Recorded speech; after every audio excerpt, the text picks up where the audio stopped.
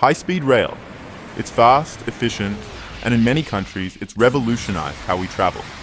Think of Japan's Shinkansen, the French TGV, or China's rapidly expanding network. These trains connect cities, reduce carbon emissions, and make life more convenient. But here in Australia, despite decades of discussion, high-speed rail remains just a dream. Why is that? Let's dig into it. First, geography.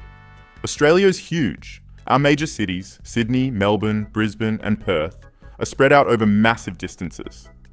High-speed rail works best for journeys of about 300 to 800 kilometers. That's why it's so effective in places like Europe or Japan, where cities are closer together. But here, Sydney to Melbourne is over 800 kilometers. Sydney to Perth, try over 3,000 kilometers.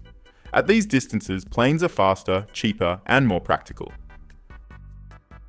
Now let's talk money. High-speed rail isn't just expensive, it's really expensive. Experts estimate that building an East Coast line could cost anywhere from $50 billion to $120 billion. Why? Let's break it down. First, there's land acquisition. In cities, land is incredibly valuable, and buying up the space needed for a new rail line would cost a fortune. And in rural areas? Even there, you're likely to face resistance from communities who don't want their land disrupted. Then there's the terrain. Building through the Great Dividing Range, for example, would require tunnels, bridges, and massive engineering works, all of which add to the price tag. And here's another challenge: demand. Australia has a small population, about 26 million people, and we're spread out across this vast continent. Outside our biggest cities, population density is low. This means fewer potential passengers for high-speed rail compared to countries like Japan, France, or even the United States. And let's not forget competition. Australia already has a well-developed domestic air travel network. Flights between Sydney and Melbourne, for example, are frequent, relatively cheap, and take only about an hour and a half. Compare that to high-speed rail, which would take around 3 hours. Sure, it's not a huge difference, but for many people, the extra time and likely higher ticket prices would make flying the better option. Then there's history. High-speed rail isn't a new idea in Australia. We've been talking about it since the 1980s. Remember the Very Fast Train project? Or the more recent East Coast Rail proposals? All of them have been studied, debated, and shelved. Why?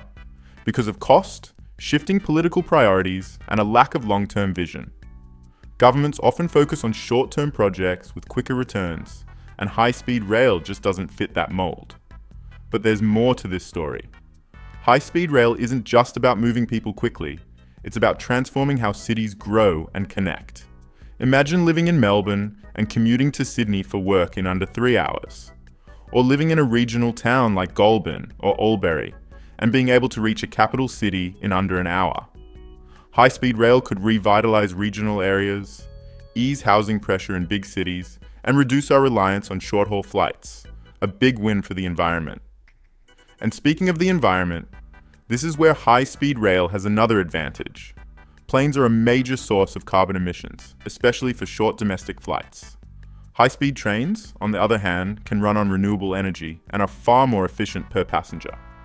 In a world that's increasingly focused on sustainability, high-speed rail could play a critical role in Australia's transition to greener transport. So, what's the future? Can Australia ever make high-speed rail a reality? Maybe. As our cities grow, demand for sustainable and efficient transport will only increase.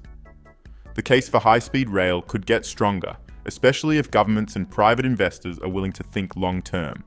But for now, it remains an idea, a possibility waiting to happen. What do you think? Is high-speed rail worth the investment, or are we better off improving what we already have? Let me know in the comments, and don't forget to like and subscribe for more videos about Australia's future.